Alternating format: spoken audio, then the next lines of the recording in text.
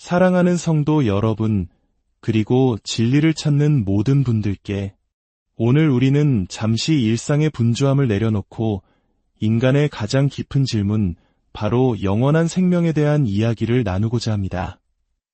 이 귀한 말씀이 시작되기 전 잠시 멈춰 좋아요를 누르고 이 메시지를 공유함으로써 하나님의 은혜가 더 많은 영혼에게 닿을 수 있도록 도와주시길 부탁드립니다.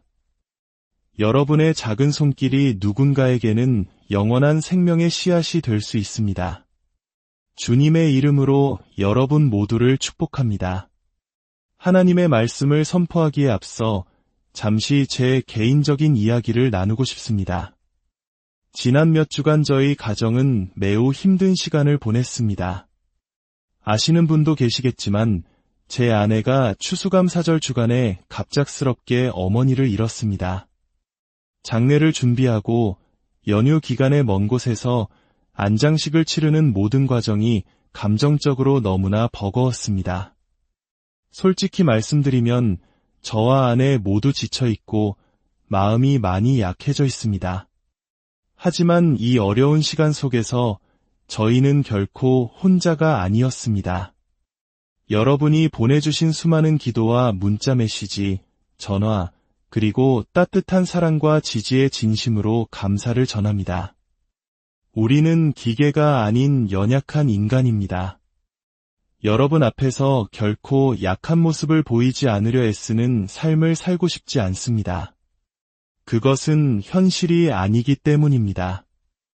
여러분의 기도가 저희에게 얼마나 큰 힘이 되었는지 모릅니다. 저희를 위해 기도해 주셔서 진심으로 감사합니다. 살아계신 하나님, 영원하고 지혜로우신 아버지, 우리는 연약하고 나약한 존재입니다. 우리는 우리에게 주어진 시간이 유한하다는 것을 너무나 잘 알고 있습니다.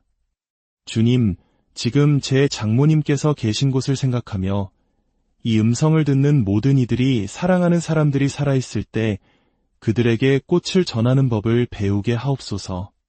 우리 폐에 숨이 붙어있는 동안 잘 사랑하고 잘 용서하며 주어진 삶을 잘 살아낼 수 있도록 우리를 가르쳐 주시옵소서. 제 자신의 연약함 속에서 기도합니다. 주님께서 제게 힘을 주사 이 말씀을 당신의 아들딸들에게 온전히 전하게 하옵소서. 아버지, 저의 나약함으로 인해 복음이 가려지지 않게 하소서. 성령님, 하나님의 자녀들에게 계시와 통찰을 주시고 믿지 않는 자들을 주님 자신에게로 이끌어 주시옵소서. 우리 주 예수 그리스도의 이름으로 기도합니다. 아멘. 성도 여러분, 우리가 인간으로서 경험하는 가장 힘든 감정 중 하나는 아마도 부족함이라는 감정일 것입니다. 어떤 이들에게는 인정받지 못한 공허함에서 또 다른 이들에게는 자기 자신에 대한 깊은 불안감에서 이 감정은 비롯됩니다. 실직이나 이혼과 같은 삶의 시련이 우리를 무력하게 만들기도 합니다. 하지만 이런 부족함보다 더 우리를 옭아매는 것이 있습니다. 바로 종교와 뒤섞인 부족함입니다. 전 세계 수많은 사람들이 하나님으로부터 결코 스스로의 힘으로는 얻을 수 없는 무언가를 얻어내기 위해 헛된 노력을 반복하고 있습니다. 그들은 하나님을 위해 무언가를 해내야 한다는, 하나님 앞에서 무언가를 보여줘야 한다는 압박감에 시달립니다. 마치 자신의 선행과 노력으로 하나님의 인정을 살 수 있는 것처럼 말입니다. 이것은 밑 빠진 독에 물을 붓는 것과 같습니다. 우리가 언제 충분히 했는지 결코 알 수 없기 때문입니다. 오늘 우리가 함께 묵상할 마태복음 19장 16절에서 30절의 말씀 속에도 바로 이 문제로 씨름하는 한 사람이 등장합니다. 이야기는 너무나 중요해서 마태, 마가, 누가가 모두 각자의 복음서에 기록했습니다. 어떤 사람이 예수께 다가와 물었습니다. 선생님, 제가 무슨 선한 일을 하여야 영생을 얻으리이까? 마태는 그를 그냥 한 사람이라고만 기록했지만 마가복음과 누가복음을 종합해보면 그는 젊고 부유하며 심지어 유대 사회의 지도자급인 관원이었습니다. 그는 사회적으로 존경받고 경제적으로 풍요로우며 도덕적으로도 흠잡을 데 없는 사람이었을 것입니다. 그는 예수님 앞에 무릎을 꿇을 만큼 겸손해 보이기도 했습니다. 그는 진지했습니다. 영원한 생명에 대해 고민하고 있었습니다. 어쩌면 오늘날의 많은 우리들보다 훨씬 더 진지했을지 모릅니다. 오늘날 우리는 영생보다 이 땅에서의 성공, 명예, 인기를 더 갈망하지 않습니까? 우리의 신앙이 더 높은 자리에 오르기 위한 발판이 되기를 은연중에 바라고 있지는 않습니까? 하지만 이 청년은 달랐습니다. 그는 영원한 삶을 갈망했습니다. 그의 질문에 주목해 보십시오. 제가 무슨 선한 일을 하여야 영생을 얻으리이까? 그의 질문의 전제는 행위입니다. 나의 노력, 나의 공로, 나의 자격으로 영생을 획득할 수 있다는 믿음이 그 안에 깔려 있었습니다. 이것은 마치 오늘날 많은 한국인들이 노력하면 무엇이든 이룰 수 있다고 믿는 것과 같습니다. 공부든 사업이든 심지어 신앙생활까지도 나의 열심과 노력으로 평가받고 보상받을 수 있다고 생각하는 경향이 우리 안에 있습니다. 예수께서 그에게 대답하십니다. 어찌하여 선한 이를 내게 묻느냐? 선한 이는 오직 한 분이시니라. 내가 생명에 들어가려면 계명들을 지키라. 예수님은 먼저 그의 잘못된 전제를 바로잡으십니다. 선하다는 것은 헬라어 원어의 의미로 볼 때 단순한 착함이 아니라 도덕적인 완전함을 의미합니다. 예수님은 말씀하십니다. 도덕적으로 완전하신 분, 즉 선하신 분은 오직 하나님 한 분뿐이라고 말입니다. 로마서에서 바울이 말했듯 모든 사람이 죄를 범하였음에 하나님의 영광에 이르지 못하더니 우리 중 누구도 스스로 나는 선한 사람이라 천국에 갈 자격이 있다고 말할 수 있는 사람은 없습니다. 그것은 스스로를 속이는 것입니다. 그러고 나서 예수님은 청년에게 한 가지 길을 제시합니다. 내가 생명에 들어가려거든 계명들을 지키라. 그러자 청년이 묻습니다. 어느 계명이오니이까? 마치 자신 있다는 듯한 말투입니다. 저는 이미 다 지키고 있는데요. 어떤 것을 더 해야 합니까? 라고 말하는 것 같습니다. 우리도 종종 이런 태도를 보이지 않습니까? 주님, 제가 교회 출석도 잘하고 헌금도 드리고 봉사도 열심히 하는데 도대체 뭘 더 하라는 말씀이십니까? 예수님은 그에게 10계명 중 6가지를 열거하십니다. 살인하지 말라, 간음하지 말라, 도둑질하지 말라, 거짓 증언하지 말라, 내 부모를 공경하라, 내 이웃을 내 자신과 같이 사랑하라. 여기서 예수님의 가르침의 지혜를 보십시오. 예수님이 인용하신 이 계명들은 모두 다른 사람들이 볼 수 있는 외적인 행동에 관한 것들입니다. 이 계명들을 지키는 사람을 보면 우리는 저 사람은 참 도덕적인 사람이야, 진정한 그리스도인이야 라고 생각하기 쉽습니다. 사람들을 속일 수도 있는 계명들입니다. 겉으로는 얼마든지 지키는 척할 수 있기 때문입니다. 아니나 다를까 그 청년은 자신만만하게 대답합니다. 이 모든 것을 내가 지키었사온데 아직도 무엇이 부족하니까? 그는 스스로 완벽하다고 생각했습니다. 그는 자신이 하나님의 기준을 모두 충족시켰다고 믿었습니다. 바로 그 순간 예수님은 사랑의 칼을 꺼내 드십니다. 마가복음은 예수께서 그를 보시고 사랑하사라고 기록합니다. 많은 사람들이 사랑을 좋은 감정, 축복, 칭찬과만 연결합니다. 하지만 때로는 우리를 직면하게 하고 우리 안에 가장 아픈 곳을 찌르는 것이 진정한 사랑입니다. 예수님은 이 청년을 사랑하셨기에 그의 영혼을 살리기 위해 그의 심장 깊숙한 곳에 칼을 대십니다. 내가 온전하고자 할진대 가서 내 소유를 팔아 가난한 자들에게 주라. 그리하면 하늘에서 보화가 내게 있으리라. 그리고 와서 나를 따르라. 예수님은 그의 눈에 보이는 행위가 아니라 아무도 볼 수 없는 그의 마음속 중심을 꿰뚫어 보셨습니다. 그가 지키지 못하고 있던 단 하나의 계명, 바로 첫 번째 계명. 너는 나 외에는 다른 신들을 내게 두지 말라. 청년의 하나님은 재물이었습니다. 그의 마음속 가장 깊은 곳에는 하나님이 아닌 돈에 대한 사랑과 의존이 우상처럼 자리 잡고 있었습니다. 예수님은 말씀하십니다. 천국에 들어가는 기준은 완전함이라고. 도덕적 완전함. 하나님 자신과 같은 완전함이 천국에 들어가는 자격입니다. 그렇다면 감히 누가 자신의 힘으로 천국에 들어갈 수 있겠습니까?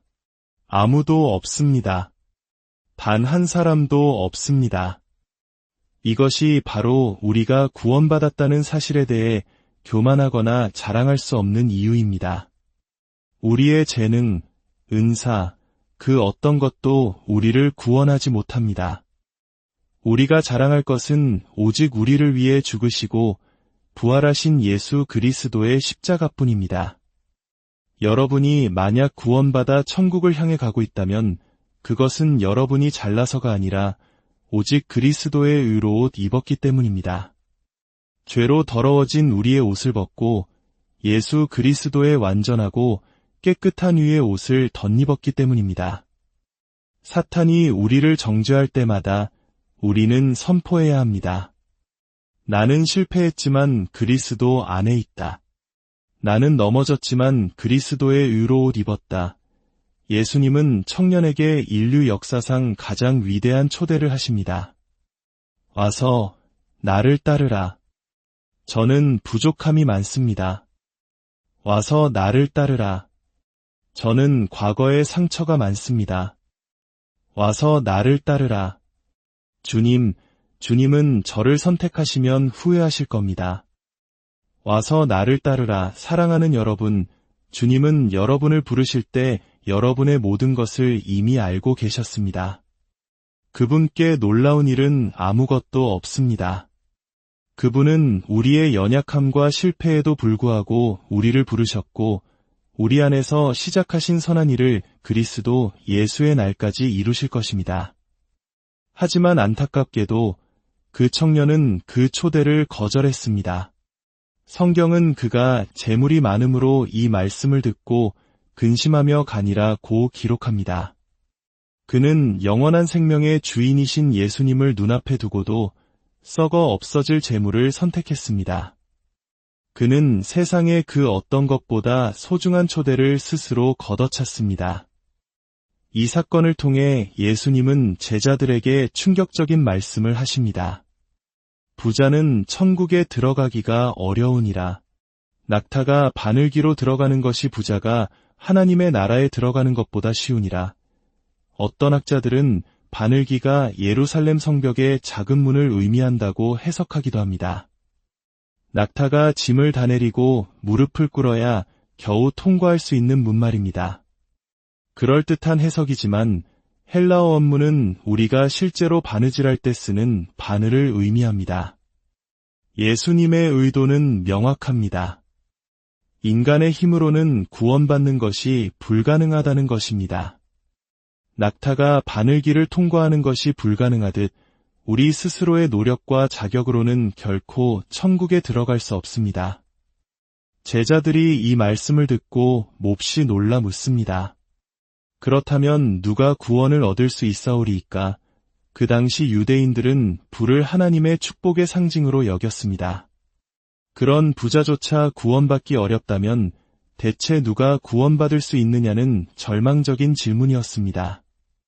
예수께서 그들을 보시며 이르시되 사람으로는 할 수 없으되 하나님으로서는 다 하실 수 있느니라. 구원은 인간의 영역이 아니라 전적인 하나님의 영역입니다.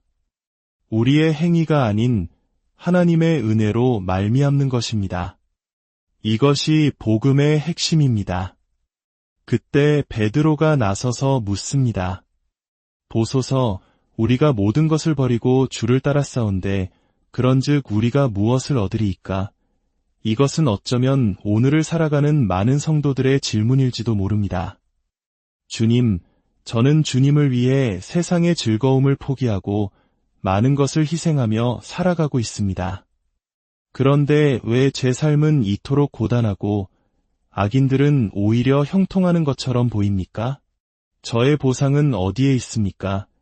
예수님은 베드로와 제자들의 시선을 이 땅이 아닌 영원으로 향하게 하십니다. 그들의 진정한 보상은 이 땅의 부와 명예가 아니라 새하늘과 새 땅에서 주님과 함께 다스리게 될 영원한 영광이라고 약속하십니다. 그리고 말씀하십니다. 먼저 된 자로서 나중되고 나중된 자로서 먼저 될 자가 많으니라. 지금 이 땅에서 편안하고 높은 자리에 있는 자들이 마지막이 될 수 있고 지금 고난받고 낮은 자리에 있는 자들이 가장 먼저 될 것이라는 위대한 역전을 선포하신 것입니다. 여러분, 영원한 생명이 여러분의 보상으로 충분하지 않으십니까? 요한계시록은 마지막 날의 광경을 생생하게 보여줍니다.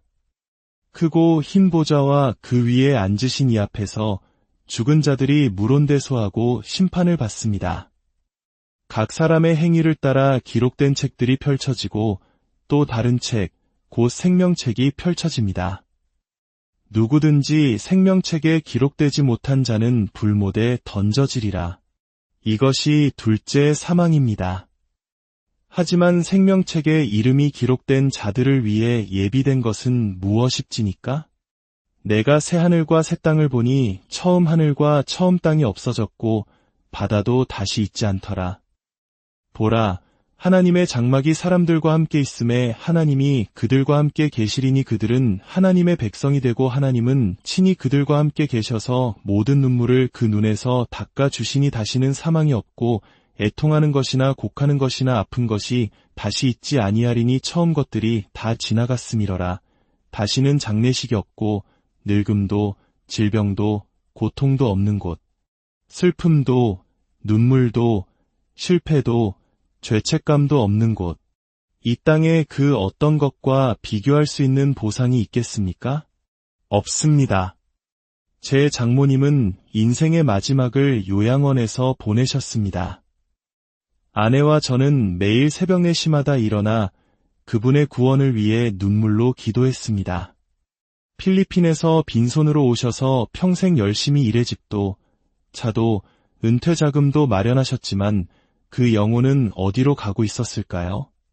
어느 날 임종이 임박했다는 연락을 받고 급히 달려갔지만 저희가 도착했을 때 장모님은 이미 마지막 숨을 거두신 후였습니다.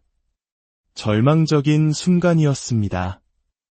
하지만 그곳에 있던 한 젊은 여성이 저희에게 다가와 놀라운 이야기를 들려주었습니다. 그녀는 지난 3개월 동안 매주 화요일마다 장모님을 찾아와 함께 시간을 보냈다고 합니다. 그리고 장모님의 영적인 상태에 대해 묻고 죄와 회개, 그리고 하나님의 의의 기준에 대해 이야기해 주었습니다. 저희도 모르는 사이에 그 자매님은 제 장모님을 예수 그리스도께로 인도하여 주님과의 새롭고 진실된 관계를 맺도록 도왔던 것입니다. 그녀는 장모님의 마지막 몇 주 동안 성경을 읽고 기도하며 죄를 고백하고 사랑을 표현하는 놀라운 변화를 목격했다고 증언했습니다. 그리고 그 자매님은 자신을 이렇게 소개했습니다. 저는 바로 여러분이 섬기는 교회의 제자입니다. 제가 갈 수 없었던 곳에, 제 아내가 닿을 수 없었던 곳에 주님은 당신의 섭리 가운데 한 명의 제자를 일으켜 세워 죽음을 앞둔 한 영혼을 주님께로 인도하셨습니다. 이제 저는 장례식장에서 헛된 위로의 말이 아닌 제 장모님께서 하나님의 나라에 들어가셨다는 믿음의 확신을 가지고 담대히 복음을 선포할 수 있었습니다. 사랑하는 여러분, 시간은 흘러가고 있습니다. 우리가 어디에 있든지 우리는 복음을 전해야 할 사명을 받은 자들입니다. 주님을 위해 살고 희생하며 모든 것을 버리고 따르는 우리의 가장 큰 보상은 이 땅에 썩어질 것들이 아니라 주님의 발 앞에 내려놓게 될 영광의 면류관입니다. 지금 이 시간 주님께서 여러분의 마음을 두드리고 계심을 느낀다면 더 이상 주저하지 마십시오. 있는 모습 그대로 주님 앞에 나아와 여러분의 죄를 고백하고 여러분의 삶을 그분께 내어드리십시오. 주님은 여러분을 초대하고 계십니다. 내 아들아, 내 딸아, 와서 나를 따르라. 영원하신 아버지 하나님, 주님과 멀리 떨어져 있는 한 영혼을 위해 기도합니다. 이 시간 그들의 마음을 여시고 주님께로 이끌어 주옵소서. 어둠의 권세에서 그들을 구출하여 빛의 왕국으로 옮겨 주옵소서. 이미 주님께 속한 우리들은 우리의 공로로 얻은 것이 아무것도 없음을 깨닫고 오직 그리스도와 그 십자가의 사랑을 더욱 깊이 알아가게 하옵소서. 우리가 살아가는 이 시대에 민감하게 하시고 우리 주변에 잃어버린 영혼들에게 성경적인 복음을 담대히 전하는 충성된 증인들이 되게 하여 주옵소서. 이 땅의 고난은 장차 우리에게 나타날 영광과 비교할 수 없음을 기억하며 영원 속에서 우리를 기다리는 상급을 소망하며 감사하게 하옵소서. 위대하시고 존귀하신 우리 주 예수 그리스도의 이름으로 기도합니다.